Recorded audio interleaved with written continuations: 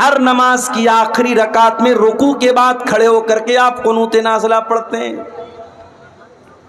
اور قنوت نازلہ میں آپ ان کافروں کا نام لے کر کے، ان کے قبیلوں کا نام لے کر کے بد دعا کرتے ہیں۔ او لوگوں، تمہاری نظر میں قرآن کے حافظ کی اہمیت ہو یا نہ ہو، میرے نبی کی نظر میں قرآن کے حافظ کی اور قرآن کے عالم کی اور قرآن کے قاری کی اہمیت دیکھو کہ قرآن کے قاریوں کے قتل پر اللہ کے نبی کو اتنا غصہ آیا، آپ 1 مہینے تک قنوت نازلہ میں ان کے قاتلوں پر بد دعا کرتے رہے۔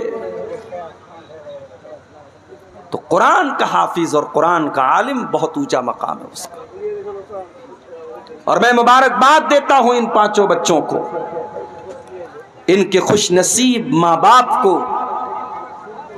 جس دور میں دنیا نوکری کی طرف بھاگ رہی ہے، دنیا کے علوم اور ڈگری کی طرف بھاگ رہی ہے، آپ نے اپنے بچے کو ایک مدرسے میں بھیجا۔ اور میں یہ بھی جانتا ہوں سیمانچل کے اکثر مدرسے جاگیر سے چلتے ہیں، یہ بچے اپنے گھر کے عزت دار گھر کے بچے ہیں، لیکن جاگیر کی شکل میں یہ کسی کے دروازے پر جا کر کے ٹفن لے کر کے کھانا لاتے ہیں، اپنی عزت نفس کو بار بار کچلتے ہیں، صرف اس لیے کہ یہ قرآن پڑھنے آئے ہیں، ان کا مقصد قرآن سیکھنا ہے، قرآن یاد کرنا ہے۔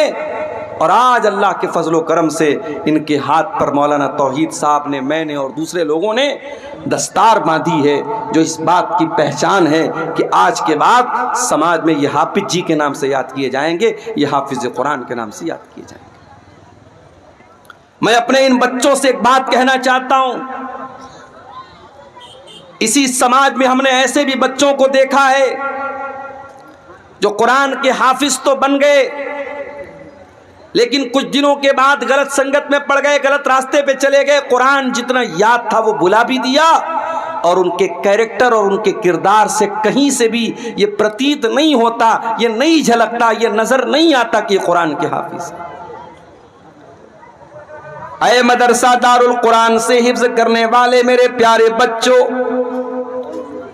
تم سماج میں جب اپنے نام کے ساتھ حافظ کا ٹائٹل لے کر کے جا رہے ہو، اس ٹائٹل کی حفاظت کرنا۔ دنیا تمہاری حرکتوں کو دیکھنے کے بعد جسٹیفائی کرے گی، طے کرے گی کہ حافظ لوگ کیسے ہوتے ہیں۔ مارکیٹ سے تم گزرو گے، تمہارے سامنے بہت سارے غلط مناظر بھی آئیں گے، گندی چیزیں بھی تمہارے سامنے آفر کی جائیں گی، دیکھنے کو تمہیں اکسایا جائے گا، تمہیں آکرشت کیا جائے گا، لیکن تمہارے سینے میں اللہ کا قرآن ہے، اس قرآن کی قدر کرتے رہنا، اور ان نامناسب چیزوں سے، ان گندی چیزوں سے، ان ولگر چیزوں سے ہمیشہ اپنے آپ کو بچا کے رکھنا، اور اس قرآن کی حفاظت کرتے رہنا میرے بچوں۔ اس لیے کہ اللہ کے پیارے نبی کیا فرماتے ہیں، تعاہدوا ھذا القرآن، اس قرآن کو اچھی طریقے سے یاد رکھو، فَإِنَّهُ أَشَدُّ تَفَلُّتًا مِّنَ الْإِبِلِ فِي عُقُلِهَا، جس طریقے سے اونٹ کو اگر کسی کھونٹے میں باندھ دیا جائے تو اونٹ جس طریقے سے بھاگنے کی کوشش کرتا ہے، قرآن کریم بھی آپ کے سینے سے نکلنے کی کوشش کرے گا۔ اس قرآن کو باندھ کے رکھنا، اس قرآن کو محفوظ کر کے رکھنا، قرآن کو اپنے دل سے، دماغ سے نکلنے مت دینا۔ میرے عزیزوں، بات نکلی ہے قرآن کی، تو ایک بات میں آپ کو اور بتانا چاہتا ہوں۔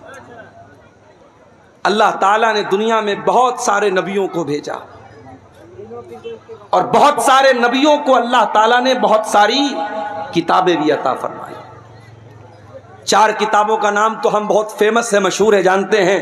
داؤد علیہ السلام کو زبور ملی تھی، موسیٰ علیہ السلام کو تورات ملی تھی، عیسیٰ علیہ السلام کو انجیل ملی تھی، ہمارے نبی کو قرآن ملا تھا، یہ تو ہم جانتے ہیں۔ بہت ساری کتابوں کا نام بھی ہمیں نہیں معلوم، لیکن یہ بات یاد رکھو، جس طریقے سے اللہ کا آخری نبی خاتم النبیین ہے، اب آپ کے بعد دنیا میں کوئی نبی آنے والا نہیں، کوئی رسول آنے والا نہیں ہے۔ اسی طریقے سے قرآن اللہ کی آخری کتاب ہے۔ اب قرآن کے بعد کوئی دوسری کتاب دنیا میں آنے والی نہیں ہے۔ قرآن نے پچھلی تمام کتابوں کو منسوخ کر دیا، کینسل کر دیا۔ اب قانون چلے گا تو قرآن کا چلے گا۔ اب اگر مانا جائے گا کسی کتاب کے قانون کو، اگر کوئی کتاب بک آف لا ہے، اگر کوئی کتاب قانون کی کتاب ہے تو وہ قرآن مجید ہے۔ اور اسی لیے اللہ تعالیٰ نے قرآن کو اتارا تو کون سے فرشتے کے ذریعے اتارا؟ فرمایا نزل بہ الروح الامین، اس قرآن کو لے کر کے جبریل امین آئے ہیں، فرشتوں کے سردار آئے، تمام فرشتوں میں سب سے اعلیٰ، سب سے اعظم، سب سے بہترین فرشتے حضرت جبریل اس قرآن کو لائے ہیں۔ قرآن جس ہستی کے اوپر اتارا گیا، اس ہستی کے بارے میں اللہ قرآن میں کہتا ہے وَمَا أَرْسَلْنَاكَ إِلَّا رَحْمَةً لِلْعَالَمِينَ، اے نبی ہم نے آپ کو ساری کائنات کے لیے رحمت بنا کر کے بھیجا۔ قرآن کا اتارنے والا کون؟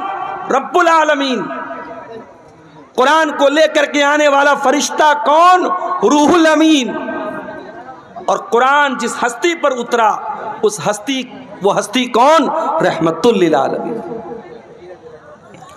قرآن جس مہینے میں نازل ہوا، وہ مہینہ بھی سارے مہینوں میں سب سے زیادہ برکت والا۔ یہ میری ہی تقریر کے دوران مائک کو جو ہے گڑبڑ ہونا تھا، بار بار یہ چھوڑ رہا ہے، پکڑ رہا ہے۔ کہاں ہے بھیا مائک والے؟ پیسہ ویسا نہیں ملے گا آپ کو، بے فکر رہیے آپ۔ شہر رمضان الذی انزل فیہ القرآن، قرآن کریم کون سے مہینے میں اترا؟ رمضان میں اترا۔ سارے مہینوں میں سب سے زیادہ برکت والا مہینہ رمضان کا مہینہ۔ آج ایک صاحب مسئلہ پوچھنے لگے، 15-16 سال پہلے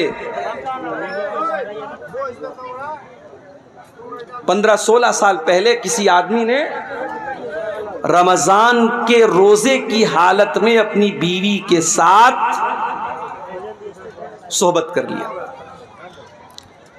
غلطی کا احساس ہوا، اب وہ انسان کفارہ ادا کرنا چاہتا ہے۔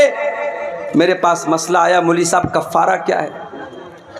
میں نے کہا 60 دن کنٹینیو روزہ رکھنا ہے، ایک دن کی بھی گیپنگ نہیں۔ ایک روزہ اگر آپ نے خراب کیا تو آپ کو 60 روزہ رکھنا ہے کنٹینیو، اور اگر 60 روزے کی طاقت نہیں ہے تو 60 مسکین کو کھانا کھلانا ہے۔ یہ رمضان کے روزے کی اہمیت، اور رمضان کے روزے میں اگر کوئی یہ غلط کام کر دیتا ہے تو اس کی اتنی بڑی سزا ہے۔ تو قرآن اترا ہے رمضان کے مہینے۔ پھر رمضان کے آخری عشرے کی کسی ایک رات میں قرآن اترا ہے، وہ رات بھی تمام راتوں میں سب سے افضل ہے۔ انا انزلناہ فی لیلۃ القدر وما ادراک ما لیلۃ القدر لیلۃ القدر خیر من الف شہر۔ اے نبی اس قرآن کو ہم نے لیلۃ القدر میں اتارا ہے، اور آپ کو کیا معلوم کہ لیلۃ القدر کیا ہے؟ لیلۃ القدر 1000 مہینے سے افضل ہے۔ 1000 مہینہ کیلکولیٹر پہ کیلکولیٹ کرو، تقریباً 84 سال بنتے ہیں۔ ایک رات جس رات میں قرآن اترا ہے، اس ایک رات کی فضیلت یہ ہے کہ وہ ایک رات اللہ تعالیٰ کے یہاں 84 سال سے بہتر ہے۔ یہ ہے قرآن کا مقام۔ ہم نے قرآن کو بڑی آسانی سے حاصل کر لیا ہے، اس قرآن کی قدر ہم کو نہیں معلوم میرے بھائی۔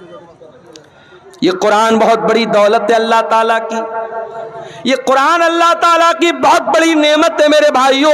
یہ قرآن ہمیں اور آپ کو ملا ہے، اس قرآن کی قدر کرو، اس قرآن کی ویلو کو سمجھو، اس قرآن کی قیمت کو سمجھو۔ مان لیجئے ہائی اسکول اور انٹر کی پریچھا دینے والوں کو ہمارے یو پی میں یوگی جی ٹیبلٹ دے رہے ہیں، انٹر اور بی اے کرنے والوں کو یوگی جی ٹیبلٹ دے رہے ہیں، لیپ ٹاپ دیا جا رہا ہے، اس ٹیبلٹ کو، اس لیپ ٹاپ کو ایک اسٹیٹ کا مکھیہ منتری دے رہا ہے تو اس کی بڑی ویلو ہو جاتی ہے۔ اگر آپ کے موبائل پر میسج آ جائے، دیش کے پرائم منسٹر کا میسج آ جائے، اسٹیٹ کے چیف منسٹر کا میسج آ جائے اور اس میں آپ کا نام لکھا ہو اور آپ کو مخاطب کیا گیا ہو، آپ تو باغ باغ ہو جائیں گے، اتنی بڑی ہستی کا میرے پاس میسج آیا۔ او لوگو، یہ قرآن بھی تو اللہ کا میسج ہے، یہ قرآن اللہ تعالیٰ کا لاسٹ میسج ہے، یہ انتم سندیش ہے جو اللہ نے آپ کو دیا ہے۔ فرمایا شہر رمضان الذی انزل فیہ القرآن ھدی للناس وبینات من الہدی والفرقان۔ او لوگو، یہ قرآن رمضان کے مہینے میں اتارا گیا ہے اور یہ قرآن ساری مانوتا کے لیے گائیڈنس کا کام کرتا ہے، مارگ درشن کا کام کرتا ہے۔ صحیح کیا ہے، غلط کیا ہے، کھرا کیا ہے، کھوٹا کیا ہے، سچا کیا ہے، جھوٹا کیا ہے، شرک کیا ہے، توحید کیا ہے، یہ قرآن آپ کو بتائے گا۔ وَبَيِّنَاتٍ مِّنَ الْهُدَى وَالْفُرْقَانِ، یہ حق اور باطل کو کھول کھول کے بیان کرنے والی کتاب ہے۔ لاؤ دنیا کی کوئی اور کتاب، لاؤ دنیا کی کوئی اور کتاب۔ ڈاکٹر ذاکر نائک پڑوسی ملک کے دورے پر ہیں۔ ایک کرسچن نے سوال کیا، ڈاکٹر صاحب آپ نے بائبل کی فلاں آیت پڑھی ہے، آپ نے غلط طریقے سے کوٹ کیا ہے۔ ڈاکٹر صاحب نے کہا، ڈاکٹر ذاکر نائک نے کہا کہ اگر میں نے غلط کوٹ کیا ہے آپ پروف لا کے دے دو، میں مان لوں گا۔ اپنی دوسری تقریر میں ڈاکٹر ذاکر نائک بولتے ہیں کہ بائبل کے انڈیا کے اندر کئی ہزار نسخے ہیں اور ان ہزاروں نسخوں میں بہت ڈیفرنس ہے، بہت فرق ہے، بہت فرق ہے، بہت انتر ہے، بائبل کے الگ الگ ایڈیشن میں بہت انتر ہے۔ دوسری طرف آ جاؤ قرآن کے اندر، عثمان غنی رضی اللہ تعالیٰ عنہ قرآن پڑھتے ہوئے شہید کیے گئے، اور جب وہ قرآن پڑھ رہے تھے اس قرآن کی کاپی کے اوپر، اس قرآن کے نسخے کے اوپر حضرت عثمان غنی کے خون کے چھینٹے بھی پڑے تھے۔ اور معلوم ہے وہ کون سی آیت پڑھ رہے تھے؟ اے بھائی کیا ہو رہا ہے؟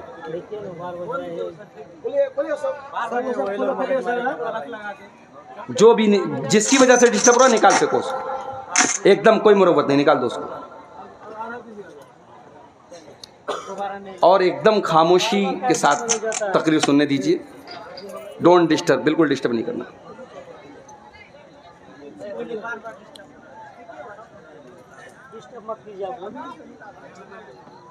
تو قرآن کریم عثمان غنی رضی اللہ تعالیٰ عنہ قرآن کی تلاوت کر رہے ہیں، اور قرآن کے جس نسخے پر حضرت عثمان غنی کے خون کے چھینٹے پڑے تھے وہ آج بھی تاشقند کے میوزیم میں وہ قرآن موجود ہے، اور آپ کو جان کر کے آشچर्य ہوگا، حیرت ہوگی کہ اس قرآن میں اور آج ہمارے پاس جو قرآن موجود ہے there is no difference، کوئی انتر نہیں ہے، کوئی فرق نہیں ہے، یہ قرآن کا اعجاز ہے۔ اتنا ہی نہیں، عثمان غنی جب قرآن کی تلاوت کر رہے تھے کون سی آیت پڑھ رہے تھے؟ سورہ بقرہ کی آیت پڑھ رہے تھے، فَسَيَكْفِيكَهُمُ اللَّهُ وَهُوَ السَّمِيعُ الْعَلِيمُ، اللہ تعالیٰ ان کے لیے کافی ہو جائے گا، اللہ ان سے انتقام لے لے گا، ان سے بدلہ لے لے گا، اللہ سب کچھ سننے والا، سب کچھ جاننے والا ہے۔ عثمان غنی قرآن کی تلاوت کر رہے ہیں اور قرآن کی یہی آیت وہ پڑھ رہے ہیں، اسی حالت میں ان کو ذبح کر دیا گیا، شہید کر دیا گیا۔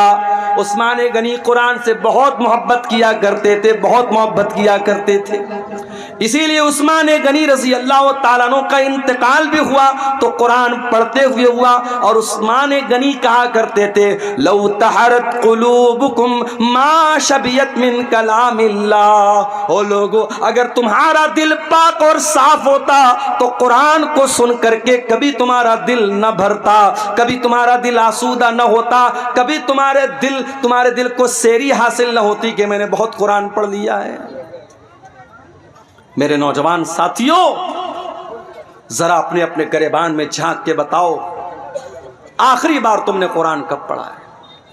ہر شخص اپنے اوپر غور کرے، اس نے آخری بار بیٹھ کر کے آدھا گھنٹہ قرآن کب پڑھا تھا؟ ذرا بتا دینا مجھے۔ اب اگر میں یہ پوچھوں کہ آخری بار تم نے واٹس ایپ کب دیکھا تھا، کہو گے 10 منٹ پہلے۔ میں پوچھوں آخری بار تم نے فیس بک پر ریلز کب دیکھی تھی؟ مولانا صاحب ابھی تقریر سننے کے پہلے تو دیکھی تھی۔ تم نے لاسٹ ٹائم یوٹیوب کے شارٹس کب دیکھے تھے؟ ابھی تو تقریر میں آنے کے، جلسے میں آنے کے پہلے ہم نے دیکھا تھا۔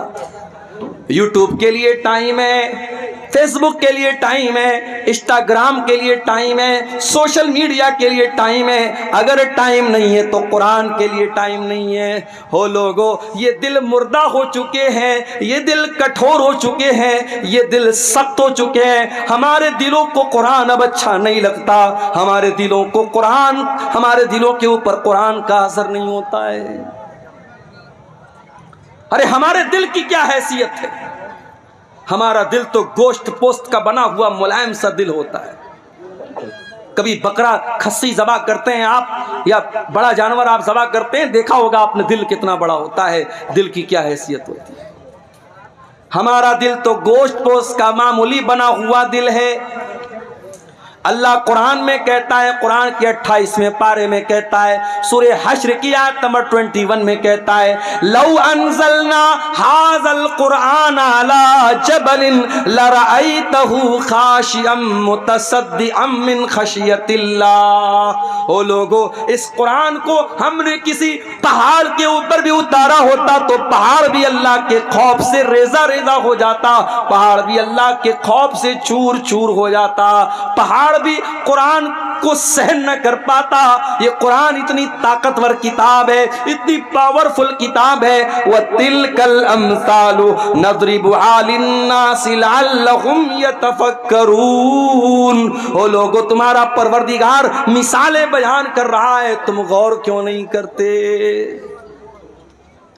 عمر ابن خطاب کو دیکھو، اسلام کے بڑے کٹر دشمن ہیں، ابھی اسلام قبول نہیں کیا ہے، اسلام کے بڑے کٹر دشمن عمر بن خطاب۔ ایک دن خانہ کعبہ کے پاس سے گزر رہے ہیں، اللہ کے پیارے نبی قرآن کی تلاوت کر رہے ہیں، عمر فاروق کے کانوں میں قرآن کی آیت پہنچتی ہے۔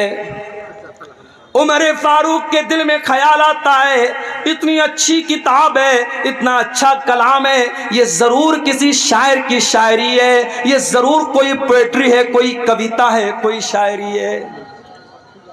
شاعری پسند ہے نا آپ کو؟ ہمارے مئو سے اسید نام کا یہ بچہ آیا ہے، کیوں آیا ہے بھائی؟ آپ کو نعتیں سنا رہا ہے، حمد سنا رہا ہے، کلام سنا رہا ہے، شاعری پسند ہے آپ کو؟ پچھلے سال ایک پروگرام میں آیا تھا، کہیں پر عدنان پرتاپ گڑھی کو میں نے دیکھا، ان کو بلایا گیا، چھوٹا سا بچہ ہے، اس کو بلایا جا رہا ہے، سفیان کو بلایا جا رہا ہے۔ شاعری پسند ہوتی ہے انسان کو، شاعری میں ایک اٹریکشن ہوتا ہے۔ عمر فاروق نے قرآن کو سنا، قرآن اچھا لگا، قرآن دل کو بھایا، قرآن نے دل کو آکرشت کیا۔ عمر ابن خطاب نے کہا کہ ضرور یہ کسی شاعر کی شاعری ہے۔ ابھی عمر ابن خطاب کے دل میں یہ خیال آیا تھا، اللہ کے نبی نے قرآن کی آیت پڑھی، وَمَا هُوَ بِقَوْلِ شَاعِرٍ قَلِيلًا مَا تُؤْمِنُونَ۔ او لوگو، یہ قرآن کسی شاعر کی شاعری نہیں ہے، یہ قرآن کوئی پوئٹری نہیں ہے، یہ قرآن کوئی کویتا نہیں ہے، تم لوگ ایمان کم رکھتے ہو، قرآن کوئی شاعری نہیں ہے۔ جب یہ خیال ریجیکٹ ہو گیا، حضرت عمر سوچنے لگے کہ اگر یہ قرآن شاعری نہیں ہے تب اتنا اچھا کیوں لگ رہا ہے؟ اس کا مطلب کہ قرآن میجک ہے، قرآن جادو ہے، قرآن کسی کاہن کی کوہانت ہے، قرآن کے ذریعے محمد الرسول اللہ ہمارے دلوں کو اپنی طرف مائل کر رہے ہیں۔ ابھی عمر ابن خطاب کے دل میں یہ خیال آیا کہ اللہ کے نبی نے قرآن کی اگلی آیت پڑھ دی، وَلَا بِقَوْلِ كَاهِنٍ قَلِيلًا مَا تَذَكَّرُونَ۔ او لوگو، یہ قرآن کسی جادوگر کا جادو بھی نہیں ہے، یہ قرآن کسی کاہن کی کوہانت بھی نہیں ہے، تنزیل من رب العالمین، یہ قرآن تو اللہ تعالیٰ نے نازل کیا ہے، رب العالمین نے نازل کیا ہے۔ حضرت عمر کے دل پر چوٹ لگی، ان کا دل تھوڑا سا سافٹ ہوا، مگر ابھی اسلام انہوں نے قبول نہیں کیا۔ ایک دن بڑے غصے میں تلوار لے کر کے نکلے، راستے میں ایک صحابی ملے حضرت نعیم رضی اللہ تعالیٰ عنہ، انہوں نے پوچھا عمر کہاں جا رہے ہو؟ کہا کہ آج میں تلوار لے کر کے نکلا ہوں، آج محمد رسول اللہ کا مرڈر کر دوں گا، نعوذ باللہ آپ کی ہتیا کر دوں گا، اسلام کا کام تمام کر دوں گا۔ حضرت نعیم دل ہی دل میں گھبرا گئے، زبان سے انہوں نے ظاہر نہیں کیا، وہ جانتے تھے حضرت عمر بڑے موڈی آدمی ہیں، ان کے موڈ میں آ گیا تو کچھ بھی کر سکتے ہیں۔ کہا کہ اے عمر ایک کام کرو، پہلے اپنے گھر جاؤ، تمہاری بہن بھی مسلمان ہو چکی ہے، تمہارے بہنوئی بھی مسلمان ہو چکے ہیں۔ کہا اچھا میری بہن اسلام لے آئی، میرے بہنوئی اسلام لے آئے، ابھی چل کے بتاتا ہوں۔ وہاں سے راستہ بدل دیا، حضرت عمر کہاں پہنچے؟ بہن کے سسرال پہنچے، بہن کے گھر پہنچے۔ اندر بہنوئی قرآن کی تلاوت کر رہے تھے، قرآن پڑھ رہے تھے، حضرت خباب رضی اللہ تعالیٰ عنہ ان کو قرآن پڑھا رہے تھے۔ حضرت عمر نے دروازہ کھٹکھٹایا، بہنوئی نے اندر سے پوچھا کون؟ کہا کہ میں عمر ابن خطاب۔ جلدی سے قرآن کو چھپایا گیا، دروازے کو کھولا گیا۔ حضرت عمر نے کہا مجھے پتہ لگا ہے تو نے اسلام کو قبول کر لیا ہے، میری بہن اتنا غلط کام تم نے کیسے کر دیا؟ اتنا کہنے کے بعد اپنی بہن کو مارنے لگے، بہنوئی بچانے کے لیے آئے، بہنوئی کو بھی مارنے لگے۔ حضرت خباب تو ایک کونے میں چھپے ہوئے تھے، بہنوئی بھی لہو لہان، بہن بھی لہو لہان۔ بہن نے کہا کہ اے عمر کان کھول کر کے سن لے، جتنا مارنا ہے مار لے، جتنا ستم کرنا ہے ستم کر لے۔ اے عمر اب اسلام ہمارے دل کے اندر داخل ہو چکا ہے، اب تو اسلام کو ہمارے دل سے نہیں نکال سکتا۔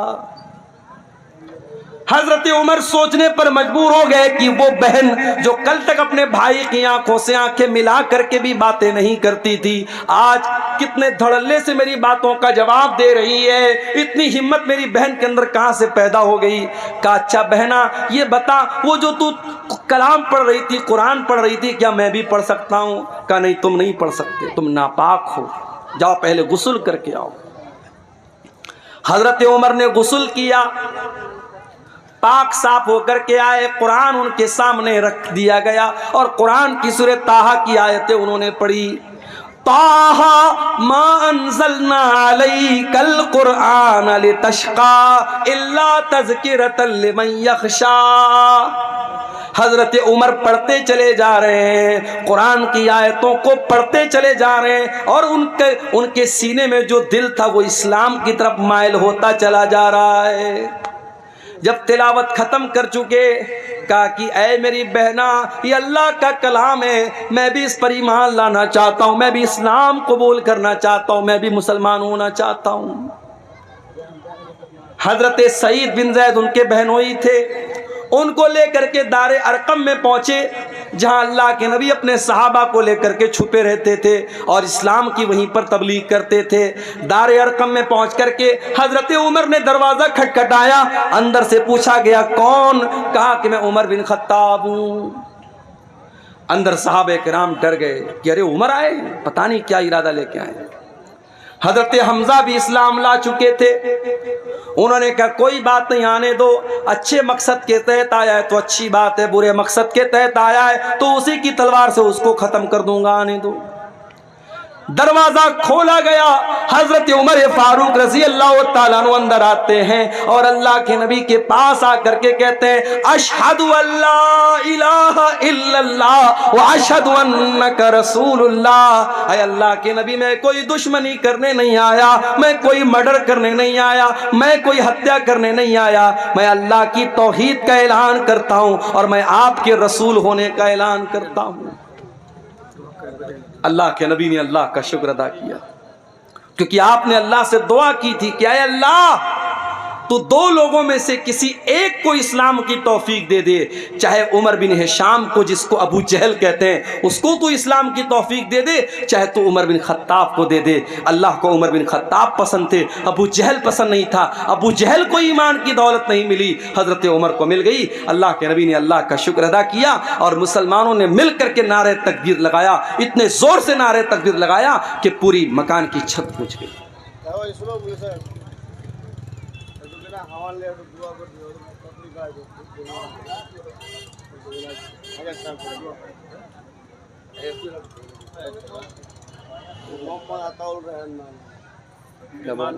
بیمار میں تکلیف 1000 روپے دان کیے ہیں۔ اچھا، کیا نام ہے؟ عطا الرحمان۔ کوئی محمد عطا الرحمان بھائی ہیں، بہت بیمار ہیں، تکلیف میں، انہوں نے مدرسے کو 1000 کا تعاون پیش کیا ہے۔ اللہ ان کا یہ چندہ قبول کرے، ان کی بیماری سے ان کو شفا عطا فرمائے۔ تو قرآن کریم میرے بھائیوں حضرت عمر فاروق کے دل کو بدلنے میں کامیاب ہو گیا۔ وہی قرآن ہمارے پاس موجود ہے، یہ قرآن ہمارے اوپر کیوں اثر نہیں ڈال رہا ہے؟ نمازوں میں قرآن پڑھا جا رہا ہے، تراویح میں قرآن پڑھا جا رہا ہے، تقریروں میں قرآن پڑھا جا رہا ہے، جمعہ کے خطبوں میں قرآن پڑھا جا رہا ہے، مگر دل کے اوپر کوئی اثر نہیں ہو رہا ہے۔ آؤ میں جواب دیتا ہوں، قرآن کا پہلا پارہ کھولو، اللہ فرماتا ہے ثم قست قلوبکم من بعد ذالک فہی کالحجارۃ او اشد قسوا۔ اے یہودیو، تم نے اتنے گناہ کیے، اتنے اللہ کو ناراض کرنے والے کام کیے کہ تمہارے دل کٹھور ہو گئے، تمہارے دل سخت ہو گئے، اتنے سخت ہو گئے فَهِيَ كَالْحِجَارَةِ أَوْ أَشَدُّ قَسْوَةً، تمہارے دل پتھروں کے جیسے کٹھور ہو گئے، پتھروں سے زیادہ سخت ہو گئے تمہارے دل کٹھور ہو گئے ہمارے۔ اس دل پر اب قرآن کا کوئی اثر نہیں ہو رہا ہے میرے بھائی۔ اس قرآن کو سن کر کے ڈاکو لوگ ایمان لے آتے تھے۔ فضیل ابن عیاض نام کا ایک ڈاکو، جس کا کام لوگوں کے مکان کی چھتوں پہ جا کر کے چھاپا مارنا اور ڈاکہ ڈالنا ہے۔ فضیل ابن عیاض ڈاکہ ڈالنے کے لیے ایک مکان کی چھت پہ کودتا ہے، رات کا سناٹا ہے، رات کا ٹائم ہے، فضیل ابن عیاض ڈاکہ ڈالنے گیا ہے، چوری کرنے گیا ہے، مال ہڑپنے گیا ہے۔ وہ رات کے سناٹے میں کوئی اللہ کا بندہ قرآن کی تلاوت کر رہا تھا اور قرآن کی یہ آیت فضیل ابن عیاض کے کانوں میں پڑ جاتی ہے، الم یان للذین آمنوا ان تخشع قلوبہم لذکر اللہ، کیا ایمان والوں کے لیے ابھی وہ سمے نہیں آیا، وہ ٹائم نہیں آیا، وہ وقت نہیں آیا جب ایمان والوں کے دل اللہ کا کلام سن کر کے پگھل جائیں؟ جب یہ آیت سنی فضیل ابن عیاض نے، فوراً اس کے دل پر اثر ہوا۔ ڈاکو ہے، چور ہے، ڈاکہ ڈال کے اپنا خرچہ چلاتا ہے، قرآن کی آیت سنی، ڈائریکٹ دل پر اثر ہوا۔